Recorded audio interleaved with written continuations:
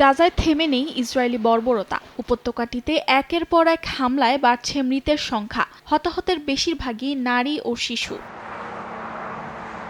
গাজার পাশাপাশি অধিকৃত পশ্চিম তীরের দুরা শহরে টানা ৩ দিনের মতো হামলা অব্যাহত রেখেছে নেতানিয়াহু বাহিনী। শহরের কেন্দ্রস্থলে গ্রেনেড ও টিয়ার গ্যাস নিক্ষেপ করা হয়। দেইর ইস্তিয়ায় অভিযান চালিয়ে বহু যুবককে আটক করেছে ইসরায়েলি সেনারা। এছাড়াও কয়েকটি নতুন এলাকায় চেকপোস্ট স্থাপন করে তারা।